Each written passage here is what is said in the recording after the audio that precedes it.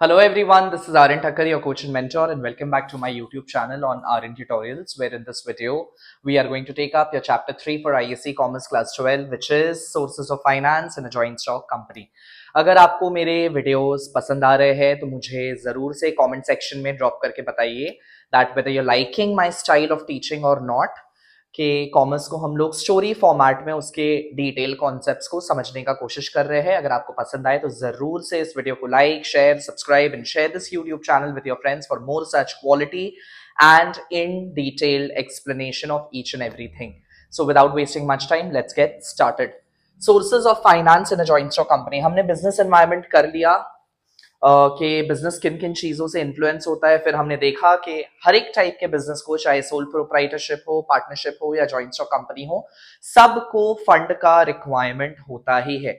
तो इस चैप्टर में अब हम लोग डिस्कस करेंगे कि एक जॉइंट स्टॉक कंपनी, एक कंपनी जो है अपना किन किन एरिया से फाइनेंस को यानी पैसा को सोर्स अप करने का कोशिश करता है, यानी फंड को लाने का। It tries to bring in the fund in the company and how does it utilise those funds for different purposes. That is, अगर कोई एसेट्स, प्लांट, मशीनरी वगैरह खरीदना है तो फिर उसके लिए फिक्स कैपिटल का रिक्वायरमेंट होता है, तो उसके लिए long term sources of finance चाहिए होता है। वहीं अगर डे टू डे खर्चे निकालने के लिए, रेकरिंग एक्सपेंसेस को टैकल करने के लिए फंड रिक्वायरमेंट होता है, तो फिर वर्किंग कैपिटल का रिक्वायरमेंट पड़ता है, जो कि शॉर्ट टर्म लोन्स के थ्रू वगैरह मिल सकता है। तो आइए देखते हैं, आज स्टार्ट करते हैं sources of finance in a joint stock company. In this chapter, we are going to understand how companies raise capital. एक कंपनी अपना पैसा उठाता कहां से है? Raise capital through various financial instruments and sources. ठीक है, स्टार्ट करते हैं। सबसे पहले इंट्रोडक्शन, स्टोरी फॉर्मेट, इक्विटी वाले भैया और बोरोइंग की बारात। सो बेसिकली जो फंड रिक्वायरमेंट होता है, जो फंड रिक्वायरमेंट होता है एक कंपनी को, वो दो टाइम पीरियड के लिए हो सकता है। एक तो लॉन्ग टर्म के लिए चाहिए होता है, यानी वो पैसा जो एक बार लगा दे, जब तक बिजनेस बंद ना हो तब तक उसको हम लोग विड्रॉ नहीं करेंगे। एंड दूसरा होता है आपका शॉर्ट टर्म के लिए, शॉर्ट टर्म के लिए। सो बेसिकली अलग अलग कैटेगरी के हिसाब से फर्म्स डिसाइड करते हैं कि वो लोग लॉन्ग टर्म सोर्सेस के लिए कहां से पैसा रेस करेगा एंड शॉर्ट टर्म के लिए कहां से रेस करेगा। तो अगर लॉन्ग टर्म का बात करें तो लॉन्ग टर्म में या तो कंपनी ओन्ड फंड को यूज कर सकता है। ओन फंड मतलब हो गया ओनरशिप कैपिटल।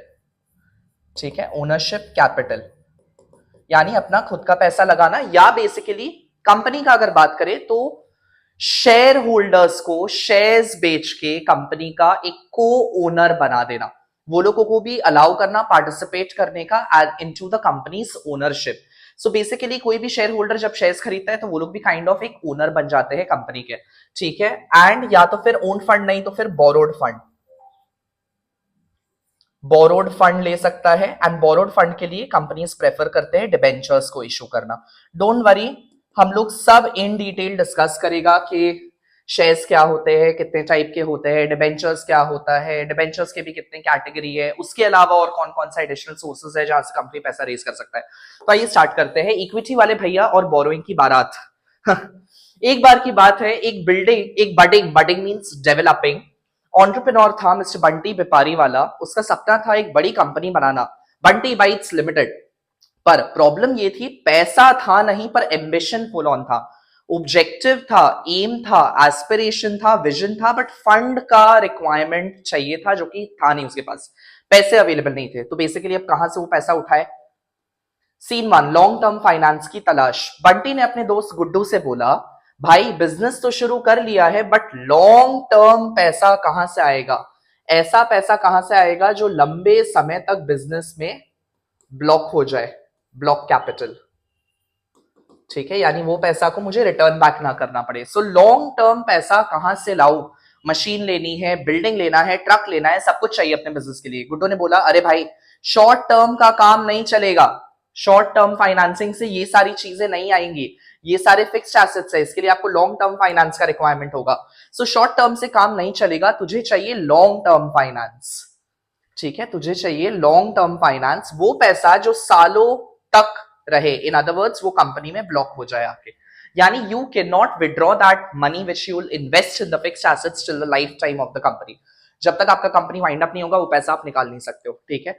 बंटी हैरान, मतलब गर्लफ्रेंड नहीं फाइनेंस पार्टनर चाहिए। जी हाँ, गर्लफ्रेंड क्या साथ छोड़ देती है, फाइनेंस पार्टनर हमेशा रहेगा। गुड्डू समझाता है बिल्कुल, ये पार्टनर दो टाइप के होते हैं। एक तो है ओन्ड फंड, खुद का पैसा, जिसको आप इक्विटी शेयर्स के थ्रू निकाल सकते हो, प्रेफरेंस शेयर्स के थ्रू निकाल सकते हो, या रिटेन्ड अर्निंग, यानी बेसिकली आपको जो नेट प्रॉफिट आता है उसी को आप साइड में रख देना, रिजर्व करके बना के रख देना ताकि उसको री इन्वेस्ट किया जा सके। उसको रिटेन्ड अर्निंग या अनडिस्ट्रीब्यूटेड प्रॉफिट्स भी बोलते हैं हम लोग, ठीक है। या फिर दूसरा बोरोड फंड, बोरोड मतलब हो गया आपका क्रेडिट। आई होप आपको फाइनेंस का डेफिनेशन याद है। Business finance refers to the cash and credit arrangement of the business, या तो रोकड़ा लेके आना या तो उधार का जुगाड़ करना ताकि बिजनेस के पास at all times sufficient fund may be available. So borrowed fund के लिए आप डिबेंचर्स, लोन या पब्लिक डिपॉजिट, बहुत सारे तरीका है जिसका आप यूज कर सकते हो, ठीक है। We are going to discuss that in detail, don't worry. चलिए शुरू करते हैं सबसे पहले ओन्ड फंड के साथ एंड बोरोड फंड के साथ। एक दोस्ती एक दुश्मनी भाई,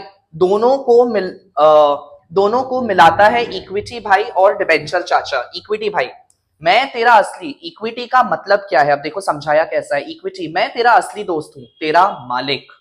सो मैं तेरा असली दोस्त हूं, तेरा मालिक, मतलब इक्विटी शेयर्स जब भी कोई परचेज करता है उससे शेयर होल्डर्स को ओनरशिप राइट्स मिल जाता है कंपनी का, ठीक है। दे बिकम द को owners of the company, they become the को ओनर्स ऑफ द कंपनी। सो मैं तेरा मालिक हूं, ना मैं इंटरेस्ट मांगता हूं, ना ही तुझे मुझे इंटरेस्ट देना पड़ेगा, ना ही कोई फिक्स्ड रिटर्न देना पड़ेगा।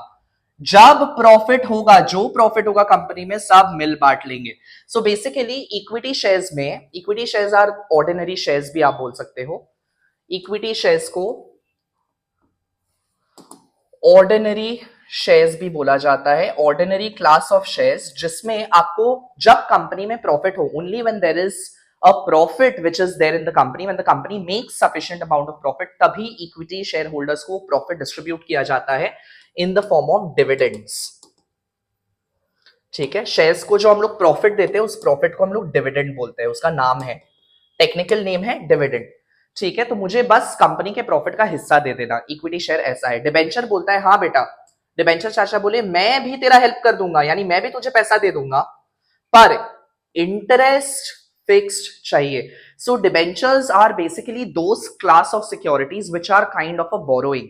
सो जब भी कंपनी डिबेंचर्स इशू करता है, it is like a liability on the part of company, company को वो पैसा डिबेंचर होल्डर्स को चुकाना पड़ता है।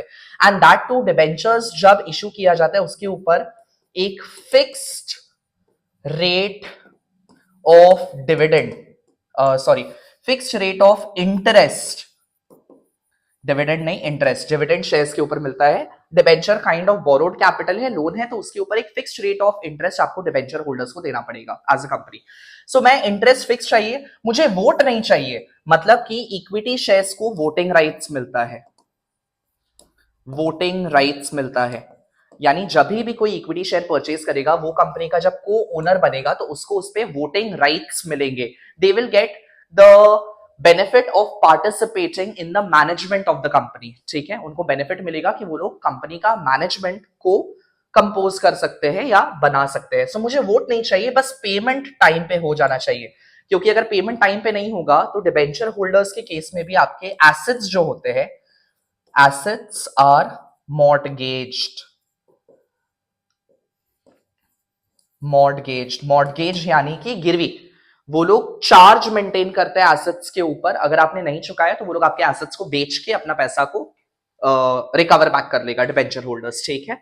सो बंटी बोला तो हम दोनों का काम अलग है, सॉरी तुम दोनों का काम अलग, काम मतलब तुम दोनों अलग काम के हो, एक मालिक जैसा है और एक लेंडर जैसा है। गुड्डू बोला एग्जैक्टली, इक्विटी का मतलब हुआ ओनरशिप कैपिटल, इक्विटी हो गया ओनरशिप कैपिटल और डिबेंचर हो गया बोरोड कैपिटल, ठीक है। It's kind of a borrowing.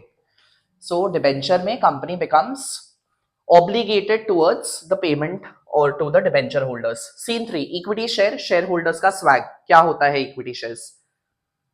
अब बंटी डिसाइड करता है मैं तो इक्विटी शेयर्स इशू करूंगा, लोगों को अपना पार्टनर बनाऊंगा। उसने इन्वेस्टर्स को बुलाया और बोला दोस्तों बंटी बाइट्स में इन्वेस्ट करो, तुम्हें वोटिंग राइट मिलेगा। सो इक्विटी शेयर्स के ऊपर वोटिंग राइट्स दिया जाता है ओनर्स को। They get to decide the board of directors of the company, the management of the company, even though there is a separation of ownership and control। जो owners होते हैं यानी जो शेयर होल्डर्स है वो लोग मैनेजर्स नहीं होते हैं कंपनी के, वो लोग मैनेज नहीं करते, वो लोग सिर्फ बोर्ड ऑफ डायरेक्टर्स को इलेक्शन के थ्रू वोट करके डिसाइड करते कि कौन कंपनी को चलाएगा एंड वही कंपनी को रन करता है। सो मैनेजमेंट कोई और करता है लेकिन ओनर्स कोई और होते हैं कंपनी में, ठीक है। सो तुम्हें वोटिंग राइट मिलेगा और प्रॉफिट का हिस्सा भी, प्रॉफिट का हिस्सा यानी डिविडेंड मिलेगा,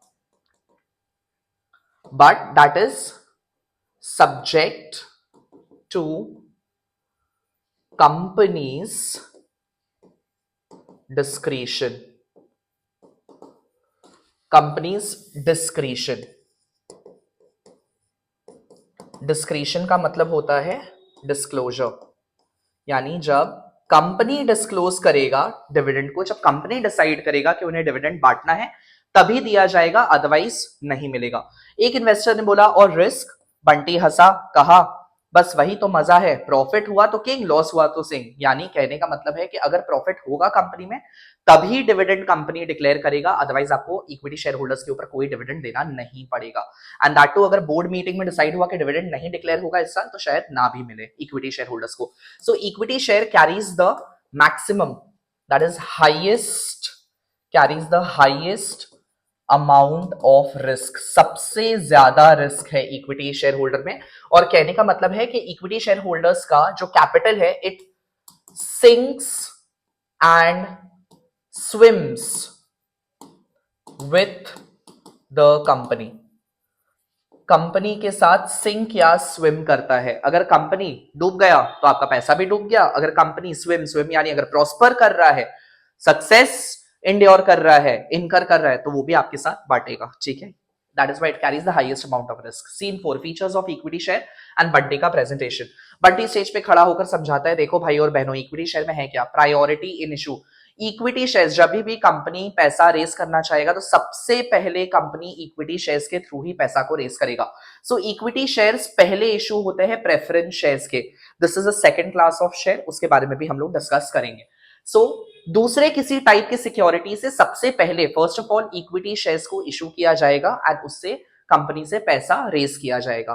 second, variable dividend, dividend fix नहीं होता, प्रॉफिट पे डिपेंड करता है। अगर प्रॉफिट हुआ तो डिविडेंड मिलेगा, प्रॉफिट नहीं हुआ तो डिविडेंड नहीं मिलेगा। एट द सेम टाइम अगर बोर्ड ऑफ डायरेक्टर्स का मन हुआ डिक्लेयर करने का डिविडेंड तो मिलेगा, अदरवाइज नहीं करेगा वो लोग, ठीक है। Last in liquidation, last in liquidation का मतलब कि during the winding up of the company, जब कंपनी बंद हो रहा होगा, इक्विटी शेयर होल्डर्स को सबसे आखिर में पैसा दिया जाएगा। पहले अपने सारे लायबिलिटीज को चुकाने के बाद, जहां जहां से पैसा लिया, अपने क्रेडिटर्स को पैसा पे करने के बाद जो लास्ट में अगर पैसा बचेगा तो इक्विटी शेयर होल्डर्स को मिलेगा, अदरवाइज वो भी नहीं मिलेगा। सो लिक्विडेशन पे सबसे लास्ट में पैसा मिलता है। हाँ, हालांकि वोटिंग राइट्स मिलेगा, आपके पास पावर होगा कंपनी का बोर्ड ऑफ डायरेक्टर्स को कंपोज करने का। सो वोटिंग राइट्स मिलते हैं, कंट्रोल भी तुम्हारा। सब शेयर होल्डर्स बोले वाह बंटी हम तो तेरा आईपीओ लेने के लिए तैयार हो गए। आईपीओ मतलब हो गया initial public offering, initial public offering. So basically जब भी कोई कंपनी को अपना लिस्टिंग कराना होता है स्टॉक एक्सचेंज में तो उससे पहले उसका आईपीओ आता है, यानी आप पब्लिक को इनिशियल ऑफर देते हो शेयर्स का, अपने कंपनी का, उसी को आईपीओ बोलते हैं हम लोग, ठीक है। चलिए सीन 5, एडवांटेजेस का अगर बात करें इक्विटी शेयर का, सबसे पहले बंटीज पॉइंट ऑफ व्यू मतलब कंपनी के point of view and share holders के पॉइंट ऑफ व्यू से क्या है। पहला, कोई फिक्स्ड डिविडेंड का बर्डन नहीं, कंपनी के पॉइंट ऑफ व्यू से प्रॉफिट होगा तभी देना है, अदरवाइज नहीं देना है। That is an advantage company के लिए। आपके पास पैसा है तो आप डिविडेंड डिक्लेयर करो, नहीं है तो मत दो। दूसरा, permanent capital, equity share holders are repaid back their amount in the end during the winding up of the company. So अगर कंपनी बंद नहीं हुआ तो पैसा भी रिटर्न नहीं करना पड़ेगा, कंपनी बंद हुआ तब देना पड़ेगा। सो उनका पैसा आपके कंपनी में आके काइंड ऑफ ब्लॉक हो गया, ठीक है। परमानेंट कैपिटल, जब तक कंपनी जिंदा है पैसा कंपनी में ही रहेगा, कहीं नहीं जाएगा। कोई एसेट पे चार्ज नहीं, मतलब कि कोई मॉर्गेज नहीं, कोई मॉर्गेज नहीं मतलब कोई आपका एसेट को गिरवी रखवाने का जरूरत नहीं है पैसा रेस करने के लिए। मतलब कि इक्विटी शेयर होल्डर्स आपके कंपनी के एसेट्स के ऊपर क्लेम नहीं कर सकते हैं अगर उनको पैसा ना मिले तो। सो लोन लेने के लिए फ्लेक्सिबिलिटी भी रहेगा, मतलब आप उसी एसेट को यूज कर सकते हो कोई बोरोड कैपिटल उठाने के लिए, लोन्स उठाने के लिए। ज्यादा इक्विटी, ज्यादा रेप्यूटेशन, आप जितना शेयर्स का प्राइस बढ़ेगा उतना ज्यादा आपका कंपनी का रेप्यूटेशन भी मार्केट में इंक्रीज होगा। एंड इनका जो मार्केट वैल्यू होता है, मार्केट प्राइस होता है, वो भी काफी कम होता है। So those investors who have very little income to invest, बहुत कम पैसा भी अगर इन्वेस्ट करने के लिए, वो लोग भी इक्विटी शेयर्स खरीद सकते हैं। सो बड़े लोग भी, छोटे लोग भी इन्वेस्ट कर सकते हैं, ये एडवांटेज है कंपनी के लिए। शेयर होल्डर्स के पॉइंट ऑफ व्यू से, यानी इन्वेस्टर्स यानी शेयर होल्डर्स, शेयर होल्डर्स के पॉइंट ऑफ व्यू से क्या क्या एडवांटेज मिलता है? सबसे पहला, कंट्रोल, वोटिंग राइट्स मिल रहा है उनको। They get the power to compose, make up the board of directors of the company. दूसरा, लिमिटेड लायबिलिटी, ये आपने क्लास 11 में किया होगा ना। If the assets are insufficient to pay off the debt, अगर पैसा कम है चुकाने के लिए, या एसेट्स का अमाउंट कम पड़ रहा है कंपनी के लायबिलिटीज को चुकाने के लिए, शेयर होल्डर्स का सिर्फ उतना ही पैसा डूबेगा जितना उन्होंने इन्वेस्ट करके रखा हुआ है। सोल प्रोप्राइटर में क्या होता है कि आपका एसेट्स के साथ आपका पर्सनल प्रॉपर्टी भी अटैच हो जाएगा। पार्टनरशिप में भी एसेट्स ऑफ द फर्म के साथ पर्सनल प्रॉपर्टी भी अटैच हो जाएगा पार्टनर्स का। जॉइंट स्टॉक कंपनी में ऐसा नहीं है। कल को अगर जॉइंट स्टॉक कंपनी डूबा, आपका सिर्फ उतना ही पैसा डूबेगा जितना आपका शेयर्स में इन्वेस्ट किया हुआ है, उससे ज्यादा कोई आपसे कुछ नहीं मांग सकता है। प्रॉफिट ज्यादा तो डिविडेंड ज्यादा, carries, even though it carries the maximum amount of risk, लेकिन उसी का तो मजा है। अगर आप रिस्क लेने को तैयार हो, कंपनी जितना प्रॉफिट बांटेगा, बनाएगा, आपको उतना शेयर का वैल्यू आपका भागेगा ऊपर। राइट शेयर्स का भी मौका मिलता है, इसके बारे में हम लोग डिस्कस करेगा, व्हाट आर राइट शेयर्स। अभी अगर मैं सिंपल भाषा में बताऊं आपको, राइट शेयर्स का मतलब है, अगर जिस एग्जिस्टिंग कंपनी में आपने अपना शेयर्स खरीद के रखा है, पैसा लगा के रखा है, वो कंपनी डिसाइड करता है कि उन्हें एडिशनल पैसा रेज करना है नए शेयर्स को इशू करके। So before they offer those new shares to others, बाहर पब्लिक को ऑफर करे उससे पहले वो आके आपको ऑफर करेगा, यानी एग्जिस्टिंग शेयर होल्डर्स को ऑफर करेगा। उसी को हम लोग राइट शेयर्स या राइट ऑफ प्रीएम्पशन भी बोलते हैं। It is called right of preemption, या उसको प्रीएम्प्टिव राइट भी बोलते हैं। ठीक है, प्रीएम्प्टिव राइट, यानी सबसे पहले एग्जिस्टिंग मेंबर्स को आपको ऑफर करना पड़ेगा पैसा, उसके बाद आप किसी और पब्लिक को ऑफर कर सकते हो। शेयर प्राइस बढ़ेगा तो कैपिटल गेन होगा, जितना शेयर का रेट भागेगा उतना आपको मॉनेटरी बेनिफिट होगा, कैपिटल गेन होगा, एंड डिविडेंड टैक्स फ्री है। मतलब up to a certain limit आप जितना पैसा कमाओगे, like maybe it is 2 lakh annually, 2 lakh तक का डिविडेंड अगर आप कमाते हो शेयर्स के थ्रू, तो उसके ऊपर कोई टैक्स नहीं है। उससे ज्यादा कमाओगे तो आपको टैक्स लग जाएगा उसके ऊपर। ठीक है, तो ये सारे एडवांटेज है, लेकिन एट द सेम टाइम कुछ डिसएडवांटेज भी है। सीन 6 पर, हर कहानी में ट्विस्ट जरूर होता है। एक दिन ऑडिटर आया और बोला, कंपनी का ऑडिटर बोला, बंटी बेटा तुम्हारे सारे शेयर होल्डर ज्यादा बोलने लग गए हैं, क्योंकि उनके पास वोटिंग राइट है, तो वो लोग ज्यादा चपड़ चपड़ करना शुरू कर दिया है, कंट्रोल उनके हाथ में जा रहा है। बंटी बोला, क्या मैं तो कंपनी का बंटी था, अब तो कंपनी का बंटी ही नहीं रहा। तो सीन 7, डिसएडवांटेजेस का अगर बात करें, सबसे पहले कंपनी के पॉइंट ऑफ व्यू से कंट्रोल मैनिपुलेट हो सकता है। अगर आप बहुत ज्यादा पैसा इक्विटी शेयर्स के थ्रू उठाते हो तो फिर आपको उनको जवाब भी देना पड़ेगा, या वो लोग बहुत ज्यादा इंटरफेयर भी करेंगे into the company's management and decision making. Over capitalisation का रिस्क, हद से ज्यादा पैसा अगर इशू कर दिया तो जब प्रॉफिट आएगा तो उतने लोगों में भी बटेगा। मतलब आपने अगर 100 लोग के लिए बिरयानी बनाई है और आप 200 लोग को बुला, 200 लोग आ जाएंगे भोज खाने के लिए, तो उन 100 लोग का खाना कम पड़ जाएगा, सिंपल एज दैट। प्रॉफिट भी उतने लोग में बढ़ जाएगा and earning per share reduce हो जाएगा। ज्यादा फंड उठाया तो अर्निंग कम हो जाएगा। ट्रेडिंग ऑन इक्विटी का बेनिफिट नहीं मिलेगा। अगर सारा पैसा आप इक्विटी शेयर्स के थ्रू ही उठाओगे तो ट्रेडिंग ऑन इक्विटी का मतलब होता है कि जब आप शेयर्स के थ्रू डेट को भी, यानी बोरोड फंड को भी यूज कर रहे हो अपना बिजनेस को चलाने के लिए, तो अगर आप पूरा पूरी पैसा शेयर्स के थ्रू उठाओगे और डेट को यूज ही नहीं करोगे तो जितना प्रॉफिट आएगा सब में बांट देना पड़ेगा। डेट में क्या होता है कि अगर आपका अर्निंग बढ़ता है, आपको तो फिक्स्ड रेट ऑफ इंटरेस्ट देना है, तो वो चुकाने के बाद आपका अर्निंग जितना आएगा उससे शेयर प्राइस उतना इंक्रीज होगा। तो इसीलिए पूरा पूरी पैसा कभी भी शेयर्स के थ्रू नहीं उठा सकते, अदरवाइज ट्रेडिंग ऑन इक्विटी का बेनिफिट नहीं मिलेगा। इशू करना महंगा है क्योंकि इसमें अंडरराइटिंग कमीशन, जो अंडरराइटर्स होते हैं शेयर्स वेयर्स का, उसका कमीशन देना पड़ेगा, मार्केटिंग करना पड़ेगा, प्रचार करना पड़ेगा, प्रोस्पेक्टस इशू करना पड़ेगा, statement in lieu of prospectus issue करना पड़ेगा, बहुत झमेला है ये सब। ठीक है, सो एडवर्टाइजिंग, अंडरराइटिंग सब कुछ महंगा है। एंड ऑथराइज कैपिटल से ज्यादा इशू नहीं कर सकते, मतलब आपने क्लास 11 में एमओए पढ़ा होगा, मेमोरेंडम ऑफ एसोसिएशन पढ़ा होगा। ये एक लीगल डॉक्यूमेंट होता है कंपनी का, जिसमें आप लिखते हो कि आपका कितना रिक्वायरमेंट होगा at a given time period, कभी भी पैसा का इन अ कंपनी। तो एक बार आपने जितना लिख दिया वो आपका ऑथराइज्ड कैपिटल हो गया, मतलब मेमोरेंडम में जो भी अमाउंट लिखा है उससे ज्यादा का आप कभी भी शेयर्स इशू नहीं कर सकते हो, यानी पब्लिक को इनवाइट उससे ज्यादा अमाउंट का नहीं कर सकते हो कंपनी में आके पैसा डालने के लिए, ठीक है। इन्वेस्टर्स के पॉइंट ऑफ व्यू से अगर देखें डिसएडवांटेज, यानी शेयर होल्डर्स के पॉइंट ऑफ व्यू से हाई रिस्क, डिविडेंड फिक्स नहीं है, पैसा हुआ कंपनी के पास, प्रॉफिट हुआ तो बांटेगा, नहीं हुआ तो नहीं देगा। कंट्रोल कुछ लोग के हाथ में ही सीमित रह जाता है। नाम के लिए तो इक्विटी शेयर होल्डर्स ओनर बन जाते हैं, लेकिन जिनके पास सबसे ज्यादा शेयर होता है वही लोग डोमिनेट करते हैं। छोटे छोटे investors, marginal investors, they are just owners in the papers, सिर्फ नाम के ओनर्स है, ठीक है, उनका कुछ जोर नहीं चलता है। शेयर मार्केट में बहुत ज्यादा स्पेक्यूलेशन यानी इनसाइडर ट्रेडिंग भी बहुत होता है। जब किसी के पास बहुत ज्यादा शेयर्स हो एंड वो लोग अगर कंपनी के वर्किंग में डोमिनेट करता है तो उनको अंदर की बात भी पता होती है, and on the basis of the inside information at that time वो लोग शेयर मार्केट में स्पेक्यूलेशन यानी एंटिसिपेशन बहुत ज्यादा करते हैं। कभी पैसा बहुत ज्यादा लगा देंगे मार्केट के अंदर, कभी बहुत ज्यादा एक साथ विड्रॉ कर लेंगे, तो इससे मार्केट क्रैश होने का चांसेस भी बहुत ज्यादा हो जाता है। या वॉलेटिलिटी यानी fluctuations in the share prices, it becomes very normal, it happens regularly, ठीक है। कभी स्काई हाई, कभी रेट बहुत भाग रहा है मार्केट तो कभी ग्राउंड जीरो, कभी पटका जाता है स्टॉक मार्केट, एंड इससे छोटे इन्वेस्टर्स का बहुत नुकसान होता है। C8 moral of the story क्या है? The balance. आखिर में बंटी बोला फाइनेंस का फंडा सिंपल है, इक्विटी से ओनरशिप तो मिलता है लेकिन डिबेंचर से रिस्पॉन्सिबिलिटी आती है, क्योंकि debenture kind of borrowed fund है, मतलब पैसा हो नहीं हो आपको पैसा चुकाना पड़ेगा डिबेंचर्स के ऊपर, ठीक है। और दोनों का ही बैलेंस बिजनेस को बनाता है सक्सेसफुल, यानी जब आप दोनों इक्विटी और डिबेंचर दोनों को यूज करोगे तभी आपको ट्रेडिंग ऑन इक्विटी का बेनिफिट मिलता है। ट्रेडिंग ऑन इक्विटी यानी शेयर कैपिटल और लोन को दोनों को कंबाइन करना पड़ता है एक अप्रोप्रिएट पोर्शन में बिजनेस को चलाने के लिए, ठीक है। इसके अलावा द ट्रांसफॉर्मेशन, गुड्डू बोला वाह बंटी, अब तो बंटी व्यापारी वाला नहीं बंटी बैलेंस वाला बन गया है, मतलब तुझे अच्छे से समझ में आ गया है, एंड आई होप आपको भी अच्छे से समझ में आ गया होगा। चलिए आगे बढ़ते हैं। बंटी और मिस्टर प्रेफरेंस शेयर एक फिक्स्ड दोस्ती। नाउ प्रेफरेंस शेयर क्या होता है उसको समझना है।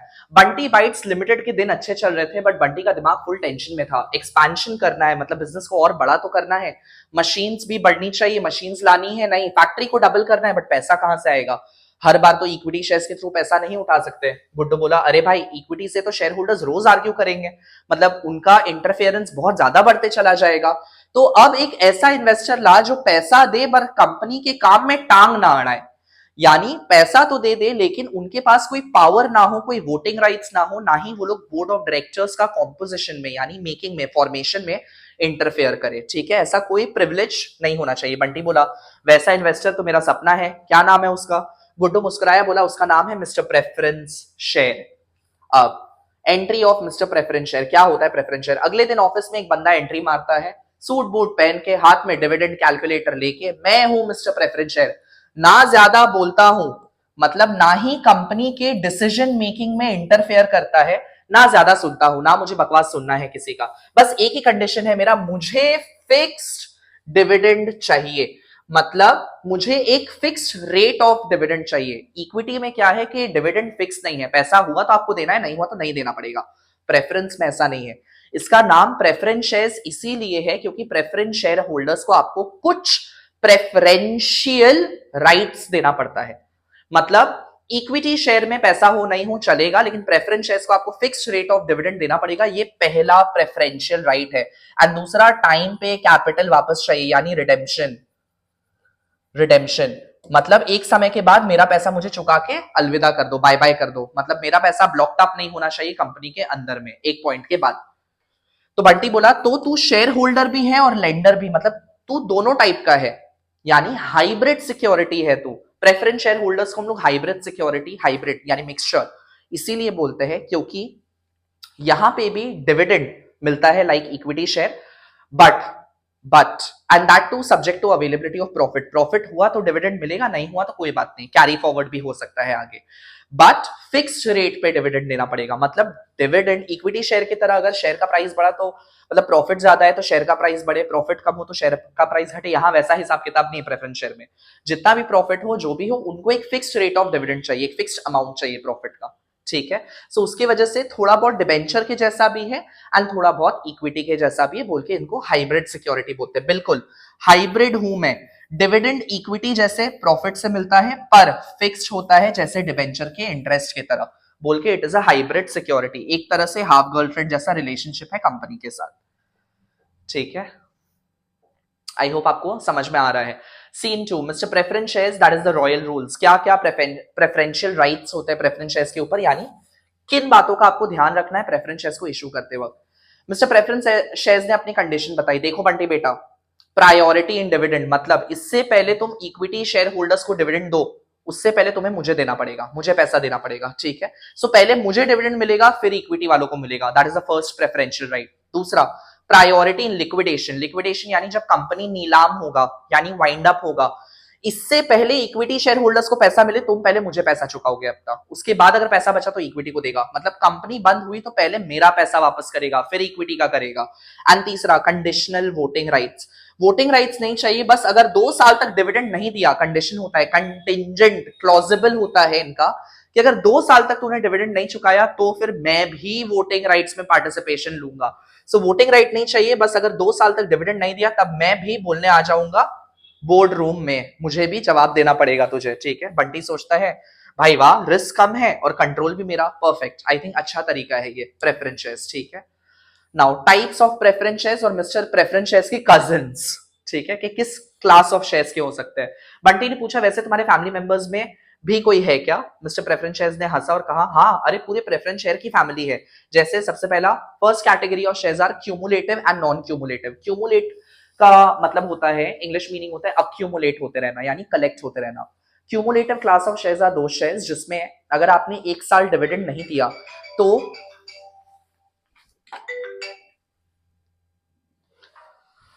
अगर आपने 1 साल डिविडेंड नहीं दिया तो फिर उसका right to dividend subsequent years में, मतलब नेक्स्ट ईयर में कैरी फॉरवर्ड होते चला जाएगा। सो मैं सब याद रखता हूं, अगर इस साल डिविडेंड नहीं मिला तो अगले साल डबल ले लूंगा, यानी नेक्स्ट ईयर तुझे अपने प्रॉफिट में से मुझे पिछला साल का और अगले साल का भी डिविडेंड चुकाना पड़ेगा। But in case of non cumulative preference shares, अगर ये जैसे इक्विटी की तरह ही होता है, अगर इस साल डिविडेंड नहीं मिला तो right to dividend is lost forever, फिर कभी आपको पैसा नहीं चुकाना पड़ेगा। मैं भुलक्कड़ हूं, अगर इस साल नहीं मिला तो अगले साल मांगना भी मत, यानी मैं मांगूंगा भी नहीं, नेक्स्ट ईयर आपको कुछ चुकाना नहीं पड़ेगा। दूसरा कैटेगरी ऑफ प्रेफरेंस शेयर्स है participating and non participating. Participating का मतलब होता है कि अगर apart from the fixed rate of dividend, अगर कंपनी के पास सरप्लस प्रॉफिट हुआ तो ये लोग आके उसमें भी पार्टिसिपेट करेंगे। मतलब minus their fixed rate of dividend, उसके अलावा भी सरप्लस प्रॉफिट के ऊपर उनका क्लेम बनेगा, वो लोग आके मांगेंगे। मैं थोड़ा ग्रीडी हूं, फिक्स्ड डिविडेंड के बाद भी अगर प्रॉफिट बचा तो उसमें भी हिस्सा लूंगा, that is participating. Non participating preference shares वो होते हैं जो लोग एक्स्ट्रा प्रॉफिट नहीं मांगते, उनको बस अपना फिक्स्ड रेट ऑफ डिविडेंड चाहिए।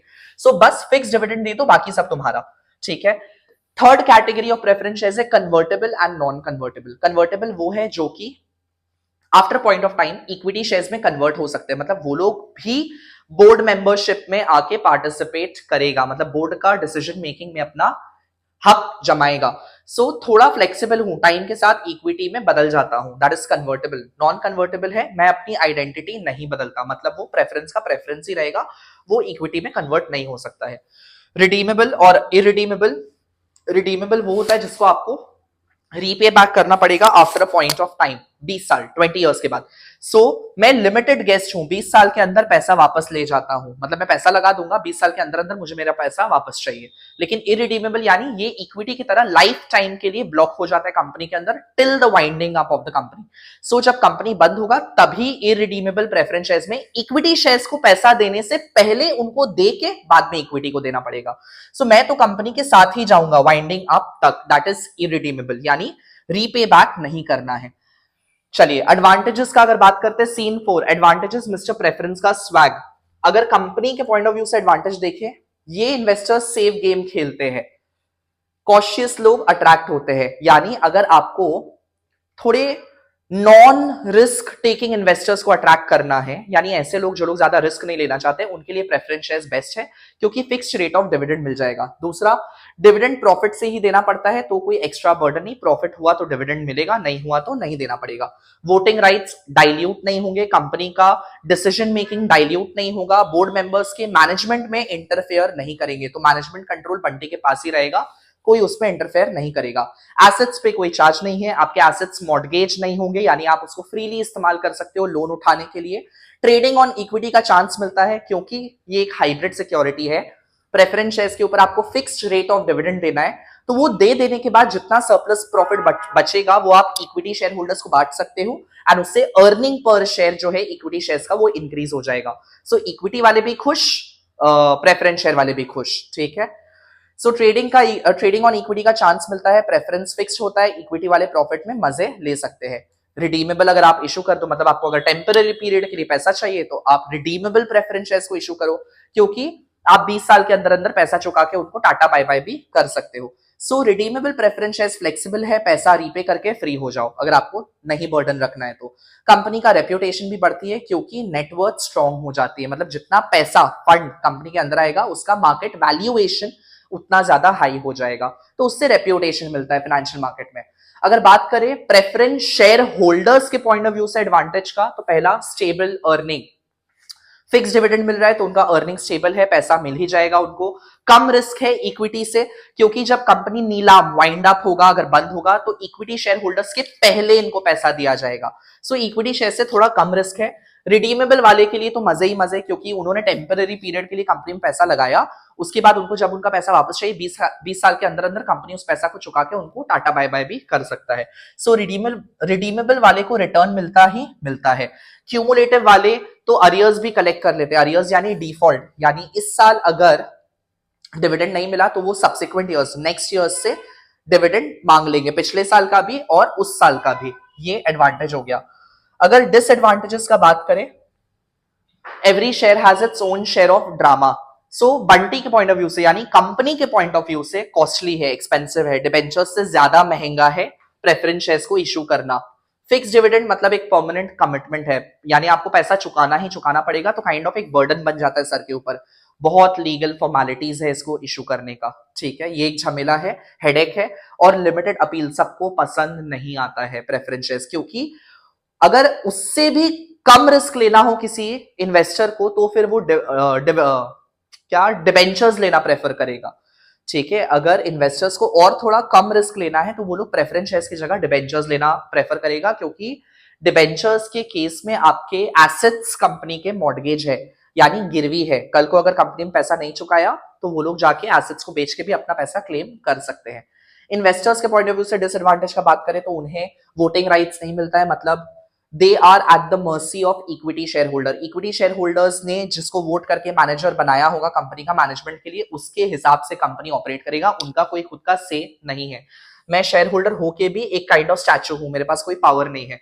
पार्टिसिपेटिंग वाले छोड़ो, बाकी कंपनी के बूम में प्रॉफिट का मजा नहीं ले सकते, मतलब apart from participating preference shares, जिसको फिक्स्ड रेट ऑफ डिविडेंड के साथ भी कंपनी के प्रॉफिट में पार्टिसिपेट करने का मौका मिलेगा, बाकी सारे क्लास ऑफ प्रेफरेंस शेयर्स को सिर्फ उनका फिक्स्ड रेट ऑफ डिविडेंड मिलेगा, उसके अलावा और कुछ नहीं मिलेगा। तीसरा, रिडीम होने का फियर, कभी भी पैसा वापस कर दिया जा सकता है। हो सकता है कंपनी के पास जब बहुत अच्छा प्रॉफिट आ रहा है वो लोग रिडीमेबल प्रेफरेंस शेयर्स इशू करके रखा हो, शेयर होल्डर्स को पैसा देके टाटा बाय बाय कर दिया, बाकी सारा प्रॉफिट उनका हो गया एंड शेयर होल्डर्स का हो गया, ये भी झमेला हो सकता है। नो कैपिटल अप्रिसिएशन, सिर्फ एक फिक्स्ड रेट ऑफ डिविडेंड मिलेगा, इसका मार्केट रेट उतना ज्यादा इंक्रीज नहीं करता है, एंड डिविडेंड की गारंटी भी नहीं है, प्रॉफिट हुआ तभी डिविडेंड मिलेगा, अगर नहीं हुआ तो डिविडेंड भी नहीं मिलेगा। In case of apart from cumulative preferences, अगर क्यूमुलेटिव में इस साल प्रॉफिट नहीं मिला तो आपको अगले साल मिल जाएगा, लेकिन अपार्ट फ्रॉम दैट बाकी सारे प्रेफरेंस शेयर्स के कैटेगरी में अगर प्रॉफिट हुआ तभी डिविडेंड मिलेगा, अदरवाइज नहीं मिलेगा। तो ये हो गए आपके डिसएडवांटेजेस, ठीक है। प्रेफरेंस शेयर्स कब काम आते हैं, कब कंपनी इशू करना प्रेफर करेगा प्रेफरेंस शेयर्स को?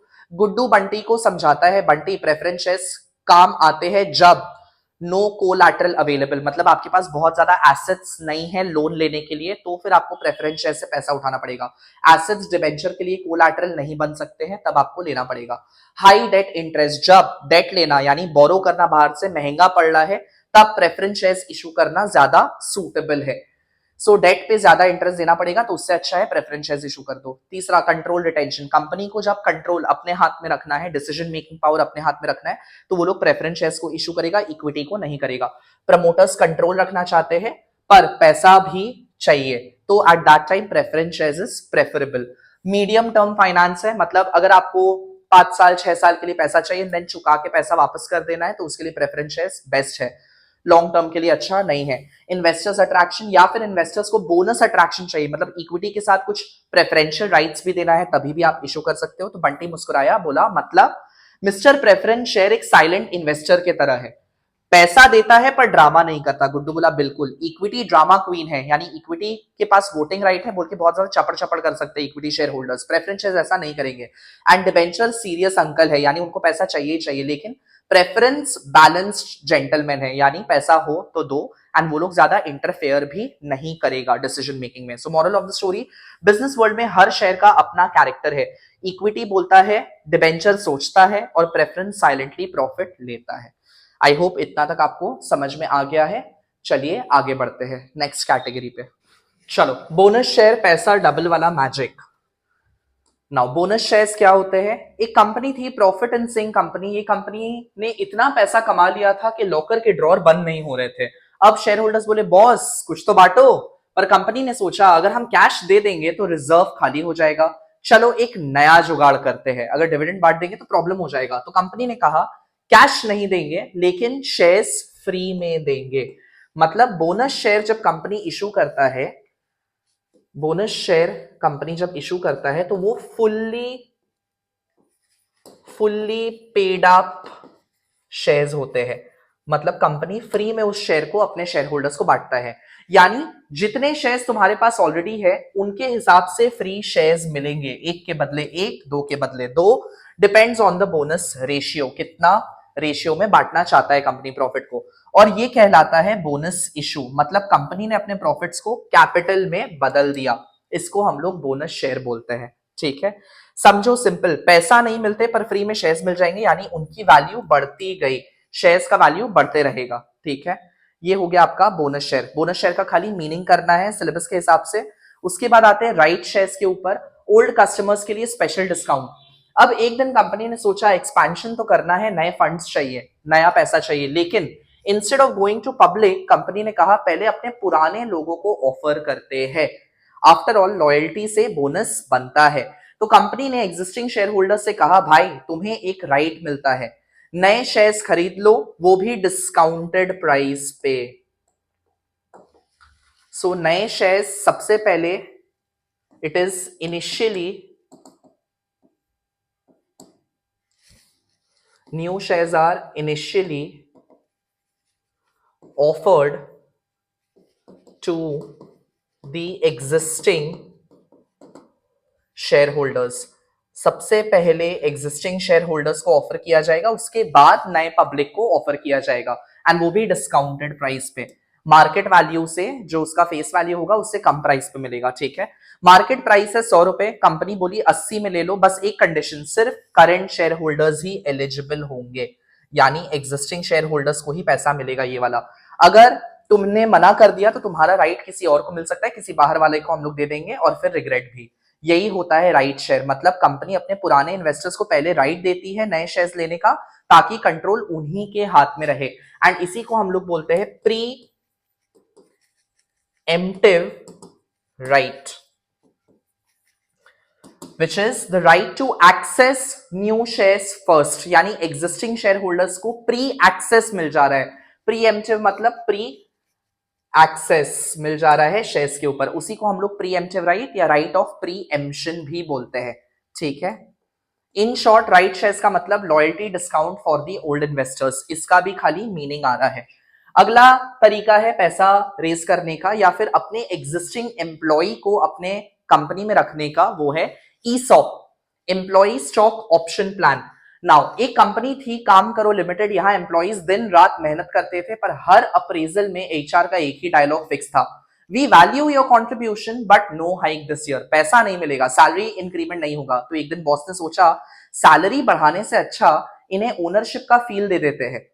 तो लाया गया ESOP, employee stock option plan, यानी एम्प्लॉइज भी अब कंपनी का शेयर्स खरीद सकते हैं। बॉस बोला देखो देखो भाई, तुम्हें हमारे शेयर्स मिलेंगे डिस्काउंटेड प्राइस पे, मार्केट प्राइस है 80, तुम 70 में ले लो, लेकिन एक कंडीशन है 3 साल तक भागो मत। सो राइट, बेसिकली ईसॉप जो होता है वो भी एक कंडीशन के साथ आता है, दैट इज एक बार कोई एम्प्लॉय ने अगर ईसॉप ले लिया, कंपनी के शेयर्स खरीद लिए, तो वो लोग फिर 3 साल तक उस कंपनी को छोड़ के नहीं जा सकता है। They can not quit the company for at least 3 years, ये कंडीशन लगता है। एम्प्लॉइज बोले सही है बॉस, अब तो हम भी शेयर होल्डर्स हो गए हैं, यानी हम भी ओनर्स बन गए कंपनी के। अब जब कंपनी का प्रॉफिट बढ़ेगा तो उनका खुद का वैल्यू भी बढ़ेगा, मतलब शेयर वैल्यू बढ़ेगा।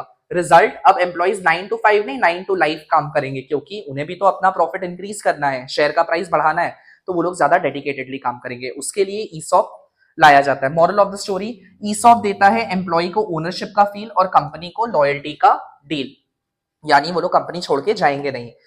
इसका भी खाली मीनिंग आ रहा है। इसके अलावा नेक्स्ट है स्वेट इक्विटी शेयर्स, उसका भी खाली मीनिंग आ रहा है। आइए देखते हैं। पसीना बहाओ शेयर्स कमाओ। अगली कंपनी थी मेहनती माइंड्स प्राइवेट लिमिटेड। यहां एक ब्रिलियंट कोडर था रमेश, उसने एक ऐसा सॉफ्टवेयर बनाया जिससे कंपनी का प्रॉफिट 10x बढ़ गया, 10 गुना हो गया। बॉस ने सोचा ऐसे जेम्स को सैलरी से ज्यादा कुछ देना चाहिए, तो बोला रमेश तू पैसा नहीं ले, बट हम तुझे शेयर्स दे देते हैं हमारी कंपनी के डिस्काउंटेड प्राइस में, तेरा पसीना ही तेरी पेमेंट है।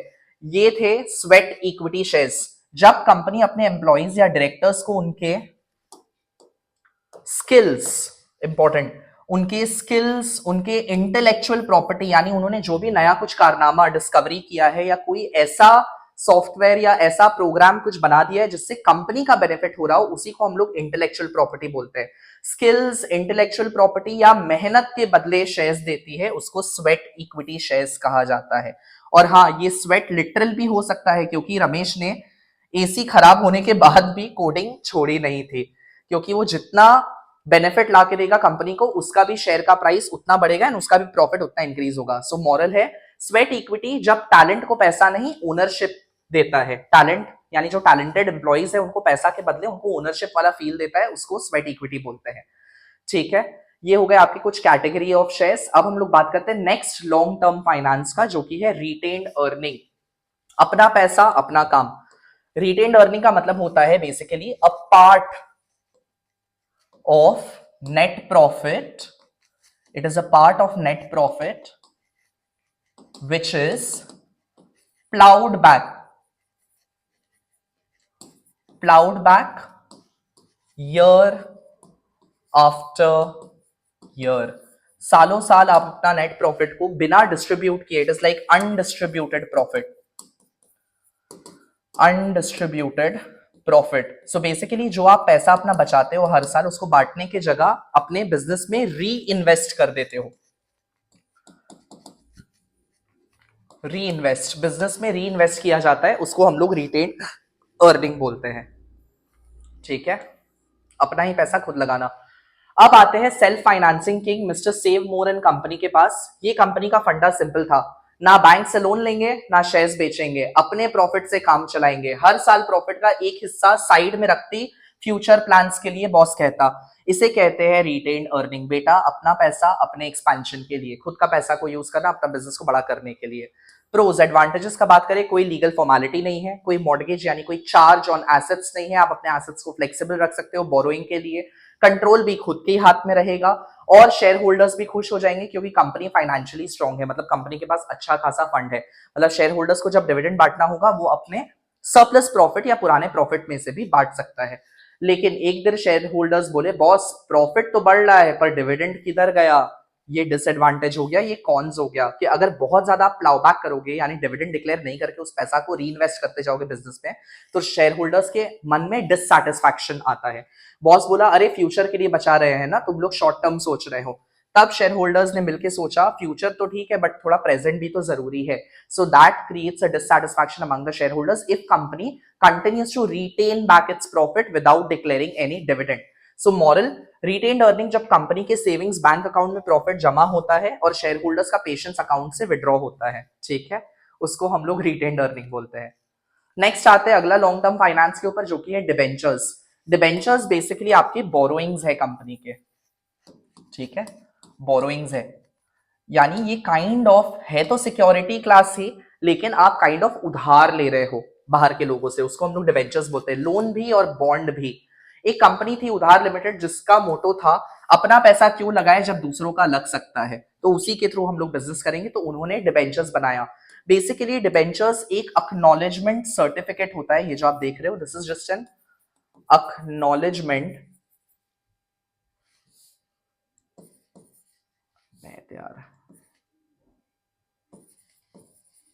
अक्नॉलेजमेंट सर्टिफिकेट जो कि बताता है कि आपने कितना पैसा लगाया है कंपनी के अंदर में, वही होता है आपका डिबेंचर. कंपनी के पास आइडियाज तो थे पर पैसा नहीं, तो बॉस ने बोला शेयर होल्डर्स को तो रिस्क पसंद है, चलो डिबेंचर्स इशू करते हैं. फाइनेंस मैनेजर बोला सर मतलब लोन लेंगे, हाँ लेकिन स्टाइल में, एक पेपर देंगे, सील लगाएंगे और कहेंगे आप हमको पैसा दो, हम आपको फिक्स्ड इंटरेस्ट देंगे पर वोटिंग राइट्स नहीं मिलेगा शेयर्स की तरफ. और इस तरह जन्म हुआ डिबेंचर बाबा का. डिबेंचर्स होल्डर खुश, फिक्स्ड इनकम मिल रहा है, रिस्क भी कम है, कंपनी भी खुश, ओनरशिप भी हमारे पास है, कंट्रोल भी हमारे पास है. सो डिबेंचर्स उस कैटेगरी ऑफ सिक्योरिटीज को कहा जाता है. इसके भी कुछ टाइप्स है, कैटेगरी है, टाइप्स ऑफ डिबेंचर्स, सबका अपना स्टाइल. नाउ कैटेगरी का बात करें, सबसे पहले नेकेड वर्सेस मॉर्गेज डिबेंचर्स. पहले आप मॉर्गेज को समझो. मॉर्गेज का मतलब होता है ऐसा डिबेंचर्स इशू करना जिसके अगेंस्ट में एसेट्स आर मॉर्गेज्ड, यानी एसेट्स गिरवी है मॉर्गेज डिबेंचर्स के अगेंस्ट में. यानी कल का अगर कंपनी का पैसा डूबा, कंपनी डूबा एंड सफिशिएंट एसेट्स नहीं है to pay of its liability, तो फिर डिबेंचर होल्डर्स आके कंपनी के एसेट्स के ऊपर क्लेम कर लेंगे, अपना पैसा मांग के ले जाएंगे, ठीक है. तो ये सिक्योर्ड होते हैं मॉर्गेज डिबेंचर. अगर पैसा ना मिले तो कंपनी के एसेट बेच दो, एक तरह से पैसा वापस पक्का गारंटी है. बट वहीं नेकेड डिबेंचर्स वो होते हैं जिसके अगेंस्ट में कोई भी एसेट्स मॉर्गेज नहीं होते हैं, यानी ये बिना सिक्योरिटी के होते हैं. मतलब बस एक प्रॉमिस नोट कि भाई पैसा मिल जाएगा, अगर कंपनी डिफॉल्ट करे तो कोर्ट के चक्कर लगाते रहो, पैसा कुछ नहीं आने वाला वापस, ठीक है. सेकंड कैटेगरी ऑफ डिबेंचर है रिडीमेबल वर्सेस इरिडीमेबल. रिडीम करने का मतलब होता है रीपेमेंट, मतलब आप टेम्पररी पीरियड के लिए पैसा उठा रहे हो एंड जब आपको पैसा का जरूरत ना हो, आप डिबेंचर होल्डर्स को कैपिटल वापस करके, पैसा वापस करके उनको टाटा बाय बाय कर सकते हो. इरिडीमेबल वो है जो कि कंपनी के पास लॉक हो जाएगा, यानी उसको आप रिटर्न बैक नहीं कर सकते हो. रिडीमेबल वाले फिक्स डेट पर वापस मिलते हैं, जैसे फिक्स डिपॉजिट, मैच्योरिटी पर पैसा आ जाएगा, पैसा रिटर्न बैक कर दिया जाएगा. इरिडीमेबल वाले बस कंपनी के साथ ही जाते हैं, कंपनी चली गई तो हम भी चले गए, मतलब जब कंपनी डूबेगा तब उनका पैसा डूबेगा, अदरवाइज उनको फिक्स्ड रेट ऑफ डिविडेंड मिलते रहेगा, फिक्स्ड रेट ऑफ इंटरेस्ट मिलते रहेगा. बेरर वर्सेस रजिस्टर्ड डिबेंचर्स क्या होते हैं? बेरर मतलब इस कैटेगरी ऑफ डिबेंचर्स में कूपन्स को इशू किया जाता है एंड जिनके पास कूपन रहेगा उन्हीं को खाली इंटरेस्ट मिलेगा, अदरवाइज दूसरे किसी को नहीं मिलेगा. तो डिपेंडिंग अपॉन टोकन्स कितना इशू हुआ है उसके हिसाब से आपका इंटरेस्ट दिया जाएगा डिबेंचर होल्डर को. सो बेरर डिबेंचर्स, जिसने पकड़ा उसका, कंपनी को पता ही नहीं कि किसके पास है, इंटरेस्ट लेना हो तो कूपन दिखाओ, पैसा लो, कोई फॉर्मेलिटी नहीं, बस डिलीवरी हो जाएगा पैसा का. बट रजिस्टर्ड डिबेंचर के केस में डिबेंचर होल्डर्स का क्रेडेंशियल्स, डिटेल्स कंपनी के पास लिखा पड़ी में होता है, लिखा हुआ रहता है एंड उसके हिसाब से सिर्फ जिसका नाम रजिस्टर्ड है डिबेंचर में उसी को इंटरेस्ट मिलेगा और किसी को नहीं मिलेगा. प्रॉपर इंडियन संस्कार, सबका नाम रजिस्टर में लिखा हुआ है, ट्रांसफर भी फॉर्म भर के ही होगा पैसा, ठीक है. एंड वही लास्ट कैटेगरी ऑफ डिबेंचर है कन्वर्टेबल वर्सेस नॉन कन्वर्टेबल, यानी after a certain period of time ये डिबेंचर्स इक्विटी शेयर्स में कन्वर्ट हो जाएंगे अगर कन्वर्टेबल है तो, एंड नॉन कन्वर्टेबल में वो इक्विटी शेयर्स में कन्वर्ट नहीं होगा, वो सिर्फ डिबेंचर का डिबेंचर ही रहेगा. सो पहले लोन बाद में ओनर, मतलब आपके डिबेंचर एक दिन इक्विटी शेयर्स बन जाएंगे, नॉन कन्वर्टेबल वाले हम बस क्रेडिटर ही रह जाएंगे, वोट नहीं कर पाएंगे, कंपनी के डिसीजन मेकिंग में पार्टिसिपेट नहीं कर पाएंगे. अब एडवांटेजेस का अगर बात करें डिबेंचर होल्डर्स के पॉइंट ऑफ व्यू से, यानी इन्वेस्टर्स के पॉइंट ऑफ व्यू से, सेफ इन्वेस्टमेंट है, आपको आपका फिक्स्ड रेट ऑफ इंटरेस्ट मिल ही जाएगा, सो एक फिक्स्ड इनकम आते रहेगा. रेगुलर इंटरेस्ट मिलेगा, चाहे कंपनी प्रॉफिट में हो या लॉस में, पैसा देना ही पड़ेगा कंपनी को। एंड कंपनी के एसेट्स के ऊपर चार्ज भी मिलता है। अगर कंपनी ने पैसा नहीं दिया तो आप कंपनी के एसेट्स को जाके बेच सकते हो एंड अपना पैसा को रिकवर कर सकते हो। कंपनी के पॉइंट ऑफ व्यू से अगर बात करें, सस्ता है, चीपर सोर्सेज है इक्विटी के थ्रू, शेयर होल्डर्स के कंपैरिजन में सस्ता पड़ता है। कंट्रोल सेफ है, मतलब कि आपके वोटिंग राइट्स तो आपको देना नहीं है डिबेंचर को, मतलब कंपनी का कंट्रोल आपके खुद के हाथ में है, सो कोई वोटिंग राइट्स नहीं दिया जाएगा। ट्रेडिंग ऑन इक्विटी का बेनिफिट मिलेगा। डिबेंचर्स के ऊपर फिक्स्ड रेट ऑफ इंटरेस्ट है, तो वो चुकाने के बाद जितना अर्निंग बचेगा वो सरप्लस अर्निंग आप शेयर होल्डर्स को एज डिविडेंड बांट सकते हो, उससे अर्निंग पर शेयर इंक्रीज होगा। सो फिक्स्ड इंटरेस्ट के बाद प्रॉफिट शेयर होल्डर्स के लिए बचता है। रिडेम्पशन का एडवांटेज मिलता है आपको। अगर कम टाइम के लिए अगर पैसा चाहिए तो आप डिबेंचर्स को इशू करो, रिडीमेबल डिबेंचर्स को इशू करो, क्योंकि आप एक पॉइंट के बाद उसको रीपे बैक करके उसका कैपिटल को आराम से लाइबिलिटी फ्री हो सकते हो, बर्डन नहीं होगा आपके ऊपर, जब चाहे रीपे कर दो। टैक्स बेनिफिट भी मिलता है, जो भी आप इंटरेस्ट दोगे वो it is subjected to deduction from income tax, यानी उसके ऊपर टैक्स नहीं लगेगा। सो टैक्स फ्री भी बन जाता है वो पैसा, इंटरेस्ट एक्सपेंस डिडक्ट हो जाता है, ठीक है। अगर डिसएडवांटेज का बात करें, हर पॉइंट की दो साइड, कंपनी के पॉइंट ऑफ व्यू से अगर डिसएडवांटेज बोले तो इंटरेस्ट देना ही पड़ेगा चाहे प्रॉफिट हो या ना हो। एसेट्स के ऊपर चार्ज लगेगा, वो लोगों का एसेट्स के ऊपर क्लेम है, यानी अगर कल को आपने पैसा नहीं दिया तो आपका एसेट्स बिक सकता है कंपनी का। ज्यादा डिबेंचर इशू कर लिया तो क्रेडिट रेटिंग यानी क्रेडिट स्कोर, कहीं और से पैसा उठाने का कैपेसिटी आपका रिड्यूस हो जाएगा, क्योंकि पहले आपको इस पैसा को चुकाना पड़ेगा। एंड कम प्रॉफिट हो तो शेयर होल्डर्स का डिविडेंड भी कट जाता है, यानी अगर कंपनी का अर्निंग कम हुआ तो इनके ऊपर तो फिक्स बर्डन है, इनको तो डिबेंचर को इंटरेस्ट देना ही पड़ेगा, तो उससे जो डिविडेंड मिलना था शेयर होल्डर्स को वो कम होके पहले इनको इंटरेस्ट चुकाना पड़ेगा, तो उससे शेयर वैल्यू भी कम हो जाता है, सो प्रॉब्लम हो जाएगा।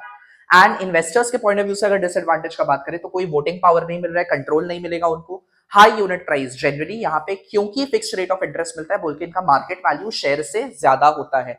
एट द सेम टाइम कोई एक्साइटमेंट नहीं, यानी अगर कंपनी का अर्निंग्स इंक्रीज हो रहा है, प्रॉफिट्स इंक्रीज हो रहा है, वो लोग उसमें पार्टिसिपेट नहीं कर सकता है। एट द सेम टाइम अगर कंपनी नई है तो ट्रस्ट इशू भी है, मतलब लोग जल्दी से नए कंपनी के ऊपर भरोसा नहीं करते हैं एंड उसका डिबेंचर्स नहीं परचेज करते हैं। अगेन ये डिसएडवांटेज हो गया, ठीक है।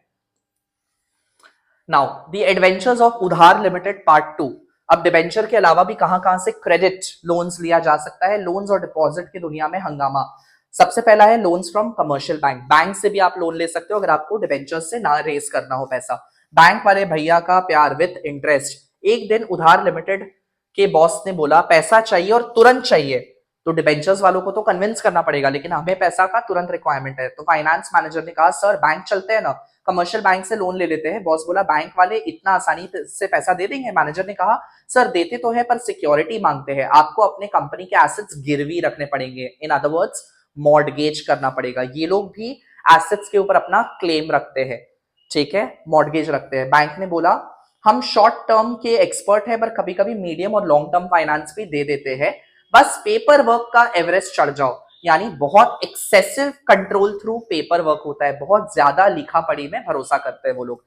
लोन मिल गया, इंटरेस्ट फिक्स रेट पे लगा दिया और बैंक वाले भी खुश हो गए, कंपनी खुश क्योंकि उन्हें पैसा मिल गया। पर बॉस ने सोचा ये इंटरेस्ट तो चाहे प्रॉफिट हो या लॉस हो देना ही पड़ेगा, एक काइंड ऑफ फिक्स्ड बर्डन हो जाता है कंपनी के ऊपर बैंक से लोन लेने में, ठीक है। अब बैंक से आप कितने प्रकार के लोन ले सकते हो, मेन्यू ऑफ बैंक क्रेडिट। एक तो है लोन्स एंड एडवांसेस, अगर आपको मीडियम टर्म या लॉन्ग टर्म के लिए पैसा चाहिए तो फिर बैंक आपको आउटराइट लोन्स देता है या टर्म लोन्स देता है, जिसमें आपको जितना पैसा का रिक्वायरमेंट है बैंक आपको दे देगा आपके करंट अकाउंट में, वो पैसा आप चाहे पैसा यूज करो या नहीं करो, आपको पूरे लोन अमाउंट के ऊपर इंटरेस्ट चुकाना पड़ेगा और जितना टाइम पीरियड के लिया है उतना टाइम पीरियड तक चुकाना पड़ेगा। ये है आपका लोन्स एंड एडवांसेस। वही है कैश क्रेडिट, बेसिकली आपके करंट एसेट्स के अगेंस्ट में बैंक आपको शॉर्ट टर्म लोन दे देता है एंड आप जितना अमाउंट यूज करोगे, जितना कैश क्रेडिट आपने लिया है और जितना अमाउंट को आप यूज करोगे सिर्फ उसके ऊपर ही आपको इंटरेस्ट देना पड़ेगा, पूरे अमाउंट के ऊपर नहीं देना पड़ेगा। 5 लाख का कैश क्रेडिट लिया, यूज सिर्फ 3 लाख रुपए किया तो 3 लाख पे ही इंटरेस्ट बनेगा, 2 लाख पे आपको नहीं देना पड़ेगा, ठीक है।